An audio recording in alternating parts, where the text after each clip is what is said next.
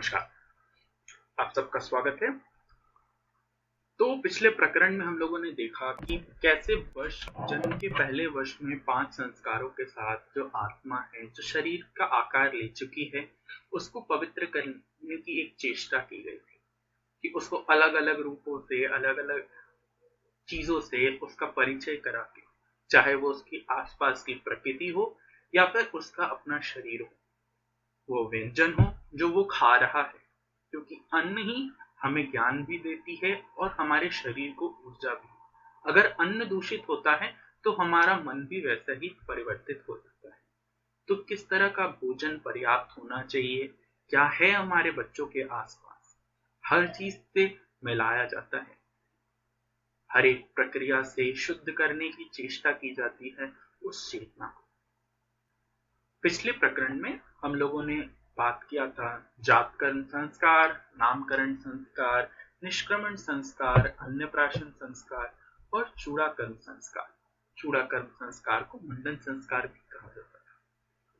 तो इसके आगे तो बच्चा अब बड़ा होने लगा है, तो उसको पहली शिक्षा कि कैसे अक्षरों से उसका परिचय, अक्षरों का बोध कराना, कैसे लिखा जाता है, कैसे पढ़ा जाता है अक्षरों को, उसका बोध कराना, मौखिक रूपों से, श्लोक, पौराणिक कथाओं आदि से उसके अंदर का एक संस्कार का बीज रोपना। वहीं से शुरू होता है हमारा अगला संस्कार, जिसे कहते हैं विद्यारंभ संस्कार। विद्यारंभ का अभिप्राय यही होता है कि बालक को एक शिक्षा का स्टार्टिंग, एक प्रारंभिक स्तर पे उसका परिचय करा दिया जाए। जैसे जैसे वो आगे बढ़े और भी जैसे ग्रंथ, वेद, आज के डेट में साइंस, कॉमर्स जैसी चीजों को अगर वो और एनालाइज कर और सीखता है तो उसका और आसानी से वो सीख सके। किसी चीज की शुरुआत करने से पहले उसका अक्षर से उसका परिचय होना आवश्यक है, चाहे वो विज्ञान पढ़ रहा हो या गणित। अगर अक्षर ज्ञानी ना हो तो वो उस चीज को समझेगा कैसे। तो सब में अलग अलग भाषा बोलने वाले लोग अलग अलग रूप से अपने जो नव शिशु हैं उसको वो अक्षर ज्ञान सिखाते हैं। इसमें कुछ घर के बड़े लोग, आस पड़ोस के लोग और बच्चे के माता पिता वहां रह के उससे इसका परिचय कराते हैं, कोई अच्छा शुभ समय देखकर, ताकि एक अच्छे समय में उसके अंदर वो बीज बोया जा सके। आमतौर पर सरस्वती पूजा के दिन या फिर किसी और पंचांग के शुभ अवसर पर ये किया जाता है। विद्यारंभ संस्कार के बाद होता है कर्णभेद संस्कार। कर्णभेद संस्कार का आधार बिल्कुल वैज्ञानिक है। बालक की शारीरिक व्याधियों से रक्षा ही उसका मूल उद्देश्य है। प्रकृति के दिया हुआ ये शरीर, इसके सारे अंग महत्वपूर्ण हैं, चाहे वो हमारा छोटा सा कान ही क्यों ना हो। कान हमें सुनने में मदद करती है, ज्ञान अर्जित करने में मदद करती है। साथ ही कान में हमारे शरीर के विभिन्न अंगों का, नर्व्स का, नसों का एंड पॉइंट भी पाया जाता है।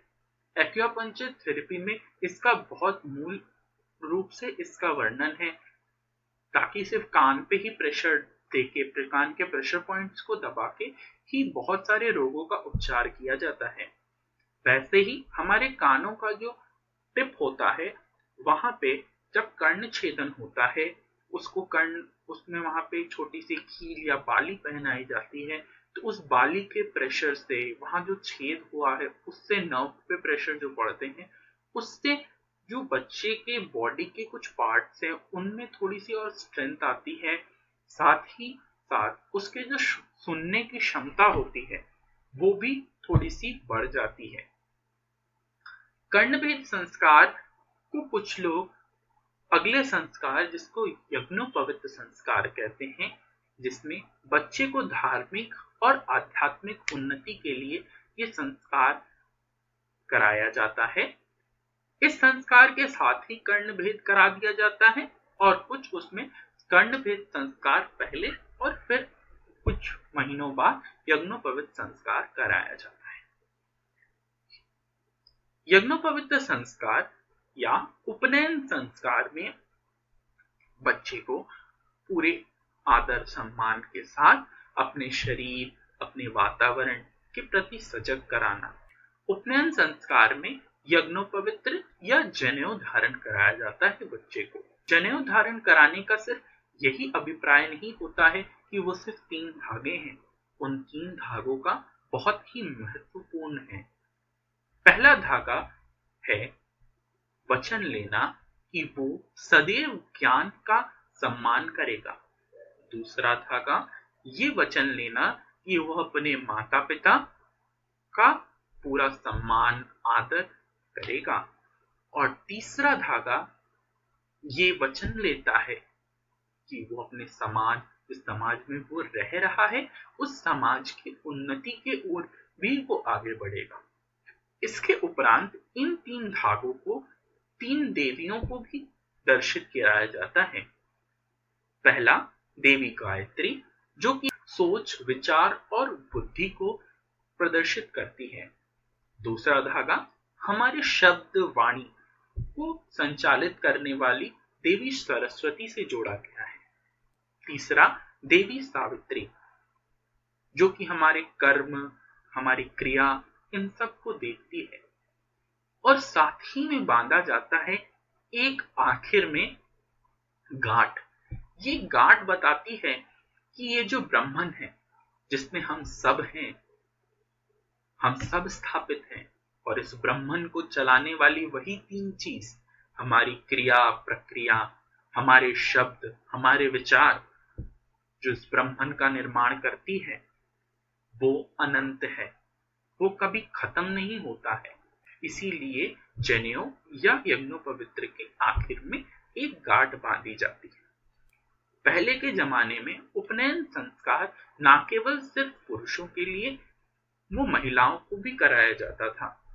आज के जमाने में भी कुछ समाज व्यवस्थाएं ऐसी हैं जो महिलाओं को भी प्रेरित करती हैं जनेऊ धारण करने के लिए, क्योंकि न केवल एक पुरुष, स्त्री को भी उतना ही अधिकार है अपने विचारों को, अपने शब्दों को, अपनी क्रिया को बांधने का, उसको सही मार्ग पे लाने का।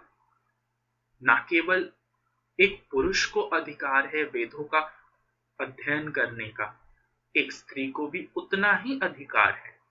इसीलिए यज्ञोपवीत या उपनयन संस्कार सबको कराया जाता था। और ये किसी जाति से निष्पेषित नहीं है। आप किस जाति से हो, आपका वर्ण क्या है, ये नहीं बताती है कि आपको उपनयन कराना है या नहीं। उपनयन वचन है जो सबको लेने हैं, तो ये किसी वर्ण पे निश्चित नहीं है, ये सबके लिए समान है। यज्ञोपवीत संस्कार में बच्चे के कान में उसके माता तथा उसके गुरु गायत्री मंत्र का उच्चारण कराते हैं और उसे गायत्री मंत्र उसके कानों में देते हैं। गायत्री अर्थात वो जो इस सब को संचालित कर रही है, वो गायत्री मंत्र जो सबका सार है, वो उस बच्चे के कान में दिया जाता है। यज्ञोपवीत कराने का एक और वैज्ञानिक अभिप्राय भी है। यज्ञोपवीत को या जनेऊ को जब कान में लपेटा जाता है तो उसके प्रेशर से जो एक्यूप्रेशर पॉइंट होती है उन पे दबाव पड़ता है, जिससे लघु या दृश्य संख्या से बनी किसी कष्ट से निवारण हो जाता है। तो ये भी एक प्रक्रिया है जिससे हमारे शरीर को, हमारे मन को एक अलग स्तर पे पवित्र किया जाता है। यज्ञोपवीत संस्कार के बाद होता है वेदारंभ संस्कार। पहले के जमाने में बच्चों को गुरुकुल भेजा जाता था। गुरुकुल में वो वहां पे वेदों का अध्ययन करना और उसके साथ साथ विज्ञान, गणित जैसे विषयों का भी अध्ययन करते थे। आज के जमाने में वही होता है हमारा किंडरगार्टन या एलकेजी या नर्सरी में एडमिशन, जहाँ पे बच्चा एक पढ़ाई की ओर अग्रसर होना शुरू होता है। जहाँ पहले सिर्फ अक्षर बोध करा के बच्चों को ऐसे ही मंत्रों के साथ घर पे ही पढ़ाया जाता था, अब उसके बाद वो आगे के अध्ययनों के लिए वो तैयार हो जाता है। इस संस्कार के द्वारा ये यत्न किया गया है कि इस धर्म के हर व्यक्ति को अपना धर्म का वैज्ञानिक ज्ञान होना चाहिए। यह जीवन के चतुर्मुखी विकास के लिए बहुत उपयोगी है। वेदारंभ के साथ ही ब्रह्मचर्य आश्रम का शुरुआत भी हो जाता है, जब बच्चा पूरी रूप से सिर्फ और सिर्फ अपने पढ़ाई, अपने ज्ञान विज्ञान, अपने धर्म, जो भी उसके वेद हैं, उसका अध्ययन कर वो अपने आप को अंदरूनी रूप से और सशक्त और प्रबल करता है। आज के प्रकरण में इतना ही। आगे के 4 संस्कार जो जीवन के और महत्वपूर्ण संस्कारों में से एक है, क्या है वो, उसे जानेंगे अगले संडे। तब तक के लिए नमस्कार। सब स्वस्थ रहे, घर पे रहें। Lots of love and blessing to everyone.